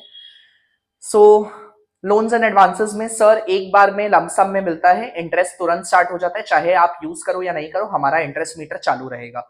कैश क्रेडिट में सर रिवॉल्विंग फैसिलिटी है, विड्रॉ करो, डिपॉजिट करो, जितना मर्जी ले लो, बस लिमिट के अंदर, इंटरेस्ट सिर्फ यूज किए हुए पैसों पर ही लगेगा। बॉस खुश, वाह ये तो क्रेडिट कार्ड के तरह डाका निकला, दादा निकला, ठीक है। तीसरा है बैंक ओवरड्राफ्ट, ये भी करंट अकाउंट होल्डर्स को एक फैसिलिटी मिलता है कि उनके अकाउंट में जितना फंड है उससे ज्यादा का पैसा वो लोग निकाल सकते हैं, अप टू अ लिमिट, एक लिमिट तक आप पैसा निकाल लो, जितना ओवर ड्रॉ करोगे यानी ओवर विड्रॉ करोगे उसके ऊपर आपको इंटरेस्ट देना पड़ेगा। सिर्फ करंट अकाउंट होल्डर्स के लिए एक्सक्लूसिव ऑफर है, अकाउंट में पैसा जीरो हो पर ओवरड्राफ्ट लिमिट ऑन है, आप पैसा निकाल सकते हो। सर ये तो जादू है, खाली अकाउंट से भी पैसा मिल जाएगा, ठीक है। एंड चौथा आता है discounting of bills of exchange. Basically जब भी कोई क्रेडिट ट्रांजैक्शन होता है between the customer and the company, तो फिर एक बॉन्ड बनता है, एक पेपर वर्क के थ्रू अग्रीमेंट बनाया जाता है जो कि एक क्रेडिटर डेटर के ऊपर बनाता है कि 90 days and 3 days grace period के अंदर अंदर आपको पैसा मिल जाएगा। अब उस 93 डेज के पहले अगर कंपनी को पैसा का रिक्वायरमेंट हो तो वो अपने बैंक को जाके प्रेजेंट कर सकता है कि देखो मुझे इतना टाइम पीरियड के बाद ये पैसा मिलने वाला है, तुम अभी मुझे पैसा दे दो। तो बैंक बोलता है कि आप क्योंकि टाइम से पहले आ रहे हैं, आपको पैसा मान लीजिए 60 डेज के बाद या 55 डेज के बाद मिलने वाला है, आप उससे पहले ही पैसा मांग रहे हो, तो हम आपको पैसा दे तो देंगे लेकिन कुछ पैसा डिडक्ट करके, पूरा अमाउंट बिल का नहीं देंगे। आपका 1 लाख का अगर बिल है, आप बैंक के पास उसको जाते हो लेके कि देखो 1 लाख का उधार में सामान मैंने बेचा है, ये पैसा मेरे को 2-3 महीने के अंदर अंदर मिल जाएगा, बट अभी पैसा 2 महीना बाद आएगा, मुझे इसी महीना पैसा का अर्जेंट रिक्वायरमेंट है, तो आप मेरे को इसको एनकैश करके दे दो। तो बैंक बोलेगा कि 1 लाख के बिल के ऊपर मैं आपको सिर्फ 90,000 दे दूंगा, 10% यानी 10,000 रुपए मैं आपको नहीं दूंगा, उसी को डिस्काउंटिंग चार्जेस बोलते हैं। सर आपका कस्टमर 3 महीने बाद पे करेगा पर आपको तुरंत पैसा चाहिए, हम बिल डिस्काउंट कर देंगे, थोड़ा कम पैसा भी, बट बाकी हम रखेंगे फीस के नाम पर। बॉस यानी फ्यूचर का पैसा प्रेजेंट में मिल गया, वह बैंकिंग इनोवेशन। एडवांटेजेस का अगर बात करें बैंक से पैसा लेने का, फ्लेक्सिबल रीपेमेंट, जब आपके पास पैसा हो आप चुका के बर्डन हटा सकते हो।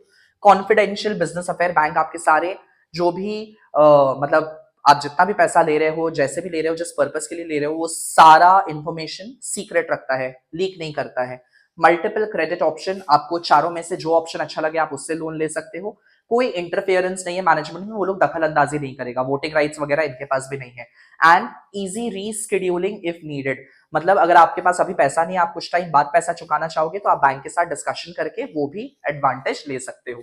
डिसएडवांटेज का बात करें, एंडलेस पेपर वर्क, क्योंकि बैंक आपको पैसा तो दे देता है लेकिन बहुत ज्यादा लीगल फॉर्मेलिटीज के ऊपर एम्फसाइज करके देता है। कोलैटरल मांगते हैं, मतलब कि कोई ना कोई assets as mortgage as security वो लोग मांगते हैं, ये डिसएडवांटेज हो गया। शॉर्ट टर्म टेंशन यानी रिन्यूअल अनसर्टेन है, एंड हाई इंटरेस्ट, प्रॉफिट गया तो इंटरेस्ट आ गया। अगर आप बैंक से पैसा लेते हो तो आपको इंटरेस्ट चुकाना ही पड़ेगा। इसके अलावा आप दूसरा लोन ले सकते हो फाइनेंशियल इंस्टीट्यूशन के साथ, ठीक है, यानी ये एक स्पेशलाइज्ड कंपनीज होती है जो कि आपको लोन ही प्रोवाइड कराते हैं लॉन्ग टर्म के लिए, that is loan from financial institution. बड़े लोग बड़ी बातें, बॉस ने सोचा बैंक तो शॉर्ट टर्म के एक्सपर्ट्स है, हमें लॉन्ग टर्म पैसा चाहिए एक्सपेंशन के लिए। फाइनेंस मैनेजर बोला चलो sir IDBI, industrial development bank of India, SIDBI, IFCI के दरवाजे खटखटाते हैं।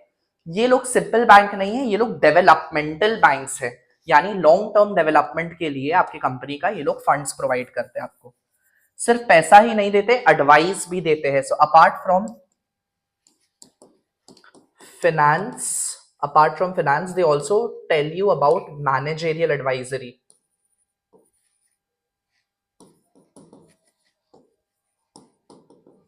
यानी कंपनी को चलाना कैसे है या कहां पैसा लगाना है उसका भी एडवाइस प्रोवाइड करते हैं। बेटा प्रोजेक्ट प्लान सॉलिड बनाना वरना फंडिंग कैंसिल हो जाएगा, मतलब वो लोग पूरा पूरा प्रपोजल पढ़ेगा उसके बाद आपको पैसा देगा। इन्होंने उधार लिमिटेड को पैसा दिया, साथ में एक एक्सपर्ट एडवाइजर भी भेज दिया जो हर बोर्ड मीटिंग में बैठा रहता था। बॉस बोला यहां से पैसा तो मिला पर अब हर डिसीजन पे अप्रूवल लेना पड़ता है उनका कि क्या ये सही होगा कि नहीं। एडवांटेजेस अगर बात करें फाइनेंशियल इंस्टीट्यूशन का, रिस्क प्लस लोन दोनों ही मिल जाता है यहाँ पे, यानी ये लोग आपके शेयर्स भी परचेज कर लेते हैं कभी कभी, एंड कभी कभी आपको बोरोइंग्स भी प्रोवाइड कर देते हैं। यहाँ पे भी ट्रेडिंग ऑन इक्विटी पॉसिबल है क्योंकि after paying the fixed rate of interest जो भी सरप्लस प्रॉफिट बचेगा वो शेयर होल्डर्स को एज डिविडेंड दिया जा सकता है, अर्निंग पर शेयर इंक्रीज हो सकता है। नए कंपनीज को भी मिल सकता है फंडिंग अगर प्रोजेक्ट सॉलिड हो, कोई नया कंपनी को अगर फ्लोट करना है यानी अपना बिजनेस को एक्सपैंड करना है, बड़ा करना है, तो वो लोग भी फाइनेंशियल इंस्टीट्यूशन के पास जा सकता है। मॉडर्नाइजेशन और एक्सपेंशन के लिए परफेक्ट है क्योंकि ये लोग एडवाइजेस प्रोवाइड करेंगे। रिलेशनशिप से क्रेडिट वर्दीनेस बढ़ता है। इनके साथ जुड़ना मतलब मार्केट में रेप्यूटेशन कि हाँ इतना बड़ा फाइनेंशियल कंपनी अगर इनके साथ कोलैबोरेट कर रहा है मतलब कुछ अच्छा प्रोजेक्ट में इन्वेस्ट कर रहा होगा। At the same time foreign currency के टर्म्स में भी लोन प्रोवाइड करते हैं। इजी इंस्टॉलमेंट फैसिलिटी भी है, आपको अगर इंस्टॉलमेंट में पैसा चुकाना है, एक्सपर्ट एडवाइस भी मिलता है, पूरा वीआईपी ट्रीटमेंट। डिसएडवांटेज का बात करें, इन्वेस्टिगेशन एकदम सीआईडी लेवल का है, मतलब हर चीज को ध्यान से वो लोग देख के परख के फिर आपको पैसा देगा। इसके अलावा हर कंपनी एलिजिबल नहीं है, कभी कभी छोटी कंपनियां, small companies, they fail to acquire sufficient fund from financial institution because they get into scrutiny. बहुत ज्यादा इनसाइट्स में घुसता है कंपनी का, हर चीज को देख के परख के फिर ही पैसा देता है। हर कंपनी एलिजिबल नहीं होती, सिक्योरिटी और कंडीशंस बहुत ज्यादा टफ होते हैं। एंड ऑटोनॉमी यानी फ्रीडम, फ्रीडम पे थोड़ा सा कंट्रोल लग जाता है। नॉमिनी डायरेक्टर भेज देते हैं, मतलब काइंड ऑफ के आपके साथ डिसीजन मेकिंग में ये लोग भी बैठ के सारा चीज को एनालाइज करेंगे। तो वो लोग हो सकता है कि कॉन्फ्लिक्ट क्रिएट हो जाए। जो लोग फाइनेंशियल इंस्टीट्यूशन से आएगा बोर्ड मीटिंग में डिसीजन लेने के लिए, हो सकता है आपने कुछ प्रपोज किया, उनको नहीं समझ आया, तो वो लोग उसके लिए कॉन्फ्लिक्ट अराइज भी क्रिएट करते हैं। चलो नेक्स्ट है पब्लिक डिपॉजिट। लोग से पैसा दिल से ट्रस्ट, यानी अगर आप बैंक से ना लेना हो तो डायरेक्टली पब्लिक से ही पैसा मांगा जा सकता है। बॉस ने सोचा बैंक और इंस्टीट्यूशन दोनों के साथ टेंशन है तो चलो पब्लिक से ही पैसा मांगते हैं, उन्हें थोड़ा ज्यादा इंटरेस्ट दे देंगे। कंपनी ने एड निकाला, बैंक से ज्यादा इंटरेस्ट, सेफ और सिंपल डिपॉजिट। पब्लिक भी खुश, वाह बैंक से ज्यादा रिटर्न मिलेगा, कंपनी खुश, बैंक से सस्ता पैसा मिल जाएगा। तो अगर एडवांटेजेस का बात करें, पब्लिक डिपॉजिट यानी पब्लिक से पैसा लेने का फायदा है, चीप सोर्स, बैंक से कम रेट ऑफ इंटरेस्ट मिल जाता है और टैक्स भी बच जाएगा। सिंपल प्रोसीजर, यहाँ पे बहुत ज्यादा हैवी पेपर वर्क नहीं होता है, डॉक्यूमेंटेशन नहीं होगा। ट्रेडिंग ऑन इक्विटी का फायदा, इनको भी फिक्स्ड रेट ऑफ इंटरेस्ट देने के बाद जितना सरप्लस प्रॉफिट बचेगा उसको आप डिविडेंड देने में यूज कर सकते हो शेयर्स को, और उससे शेयर प्राइस इंक्रीज होगा। नो चार्ज ऑन एसेट्स, ये लोग एसेट्स के ऊपर कंपनी का क्लेम नहीं करते हैं, यानी आपके ऊपर कोई फिक्स्ड बर्डन नहीं आता, मतलब आपका एसेट चला जाएगा उसका कोई डर नहीं है, मॉर्गेज नहीं होता है एसेट यहाँ पे। मीडियम टर्म के लिए सबसे ज्यादा यूजफुल है, थोड़ा कम समय के लिए, शॉर्ट से ज्यादा लॉन्ग से कम के लिए अगर पैसा चाहिए तो फिर ये बेस्ट है। फ्लेक्सिबल, पैसा की जरूरत ना हो तो आप चुका दो, you can just redeem them back, repay them back, and आप पैसा देके फ्री हो सकते हो बर्डन से। ये लोग मैनेजमेंट के डिसीजन में इंटरफेयर नहीं करते, कोई इंटरफेरेंस नहीं है, वोटिंग राइट नहीं है, एंड कंपनी का नेटवर्क एक्सपैंड करता है, जितने पब्लिक के साथ एंगेज करेंगे कंपनी के वाइड कॉन्टैक्ट्स बढ़ते हैं। डिसएडवांटेज का बात करें, public weather are like fair weather friends, public deposit are like fair weather friends, मौसम खराब हुआ तो पैसा वापस, यानी अगर कंपनी का अर्निंग्स ड्रॉप हो रहा है तो ये लोग पैसा वापस मांगने आ जाएंगे। अनसिक्योर्ड होते हैं, रिस्क ज्यादा है, कंपनी अगर डूब गया तो इनका पैसा भी डूब जाएगा क्योंकि एसेट्स के ऊपर कोई क्लेम नहीं है। नए कंपनीज को जल्दी से पैसा नहीं मिलता है क्योंकि पब्लिक को भरोसा नहीं होता है नया कंपनी के ऊपर। कैपिटल मार्केट का ग्रोथ रुक सकता है, अगर बहुत ज्यादा पैसा पब्लिक डिपॉजिट से उठाया जाएगा तो उससे स्टॉक मार्केट में फ्लक्चुएशन बहुत ज्यादा देखने मिलेगा, एंड कंपनी ओवर ट्रेडिंग या स्पेकुलेशन यानी एंटिसिपेशन में भी पैसा उड़ा सकती है। ये कुछ डिसएडवांटेज हो गए। अब उधार के भी चार दोस्त, यानी शॉर्ट टर्म फाइनेंस के चार पहलू, चार तरीका से आप शॉर्ट टर्म के लिए फंड रेज कर सकते हो। आइए देखते हैं। सबसे पहले तो कमर्शियल बैंक, कमर्शियल बैंक के थ्रू आप शॉर्ट टर्म फंड भी ले सकते हो। बैंक वाले भैया always there but with interest. एक दिन उधार लिमिटेड के बॉस ने फोन आया, बैंक मैनेजर कैश खत्म, सॉरी फाइनेंस मैनेजर कैश खत्म, सैलरी देनी है, स्टॉक लेना है और बैंक बैलेंस रो रहा है, मतलब लो है। तो फाइनेंस मैनेजर ने बोला सर चिंता मत कीजिए, बैंक वाले भैया है ना कुछ क्रेडिट फैसिलिटी दे ही देंगे। तो बैंक वाले बोले सर हमारे पास ऑप्शंस है, आप बस चूज करो। बॉस बोला ऑप्शंस मतलब मेन्यू कार्ड जैसे? बैंक बोला बिल्कुल। सो चाहे आप ओवरड्राफ्टिंग करा लो, चाहे आप बिल्स ऑफ एक्सचेंज को डिस्काउंट करा लो, चाहे आप आउटराइट लोन ले लो, चाहे आप कैश क्रेडिट ले लो, आपके पास मल्टीपल ऑप्शंस मिलता है। दूसरा तरीका है शॉर्ट टर्म क्रेडिट लेने का, trade credit. Trade credit is भाई भाई बिजनेस।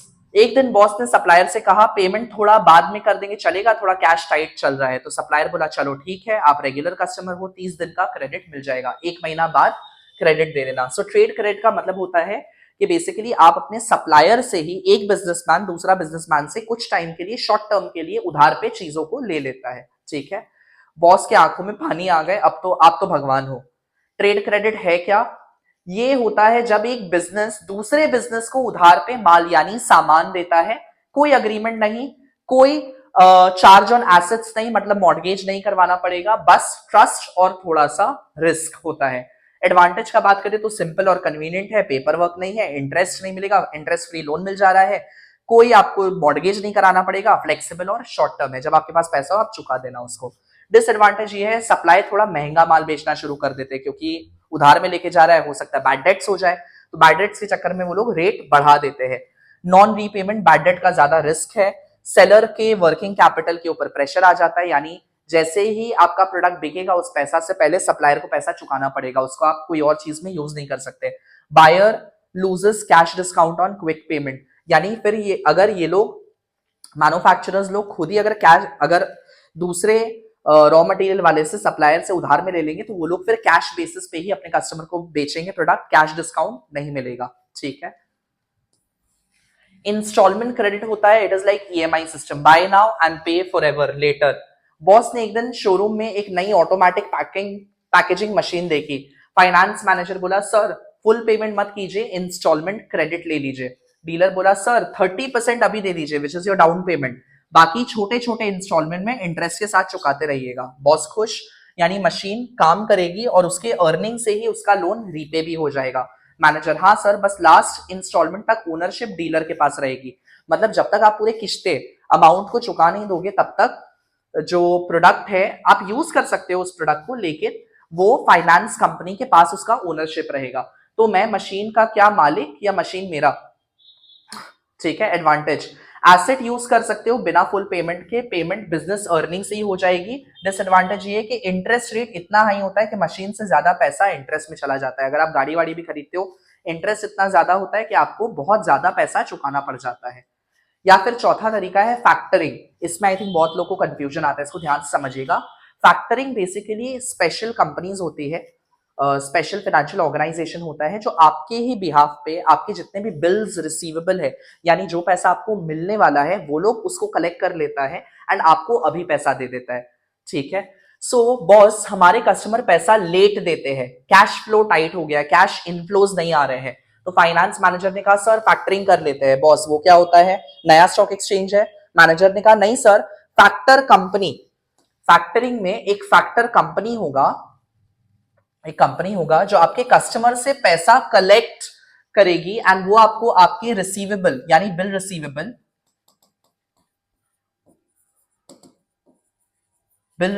के ऊपर बिल रिसीवेबल का 60% अभी दे देगी, मतलब बिल का जितना वैल्यू है 60% अभी दे देगी, बाकी जब कस्टमर पे करेगा तब दे देगी। यानी तगादा फैक्टरिंग कंपनी जाके करेगा कस्टमर के थ्रू आपका। बॉस यानी हम बिल बेच के कैश ले सकते हैं, वाह, यानी अब कस्टमर चेस करने का टेंशन खत्म, कस्टमर चेजिंग फैक्टर कंपनीज करेंगे। एडवांटेज ये तुरंत में वर्किंग कैपिटल, मतलब अगर आपको रेगुलर फंड का रिक्वायरमेंट है तो वो मिल जाएगा।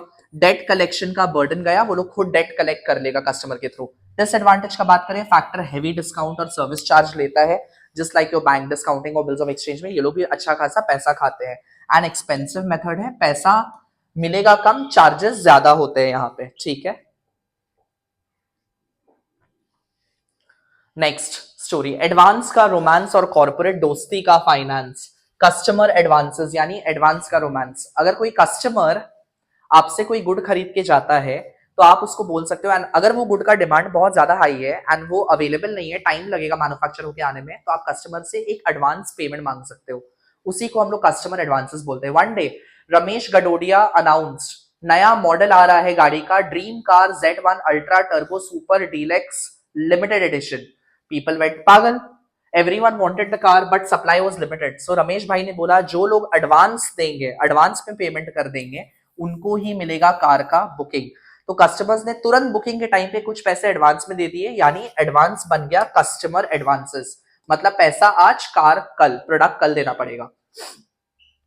अब रमेश भाई खुश, अरे वाह मुझे काम करने के लिए पैसे भी मिल गए और मुझे उधार भी नहीं लेना पड़ा, वर्किंग कैपिटल सेट हो गया।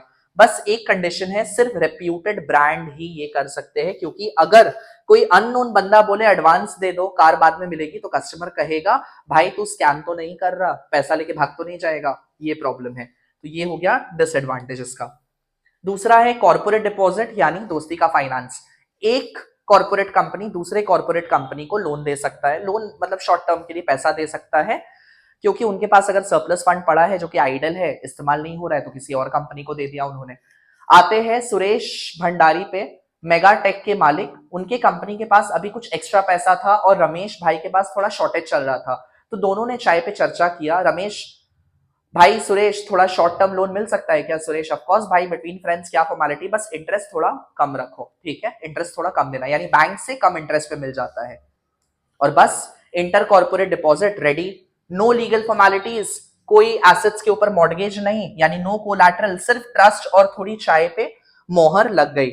ये लोन 6 महीने के लिए होता है, वेरी इंपॉर्टेंट। 6 मंथ्स के लिए यूजुअली इंटर कॉर्पोरेट डिपॉजिट्स मिलता है, अनसिक्योर्ड होता है, यानी पैसा डूब भी सकता है, और यूजुअली एक फाइनेंसर के थ्रू अरेंज होता है। और सबसे बड़ी बात, बोरोवर के नाम पब्लिक नहीं होते, मतलब किसी को पता नहीं चलता है, नोबडी नोस कि किसने पैसा लगाया है, मतलब सीक्रेट दोस्ती होती है और सीक्रेट फाइनेंस मिल जाता है। That is inter corporate deposit. I hope आपको समझ में आ गया है ये चैप्टर। इसके बाद आप मेरे ऐप के फ्री स्टडी मटेरियल सेक्शन से नोट्स को डाउनलोड कर सकते हो एंड पढ़ सकते हो, कॉन्सेप्ट को क्लियर करो, रीड करो, सबका एटलीस्ट 4 एडवांटेज 4 डिसएडवांटेज करो, एंड आपका ये चैप्टर सेट है, हो जाएगा। So I hope you are liking my video. If you are, then please don't forget to like, share, subscribe. I'll see you in my next video, next part with chapter 4. Till then, keep studying, keep smiling. Take care. Bye-bye.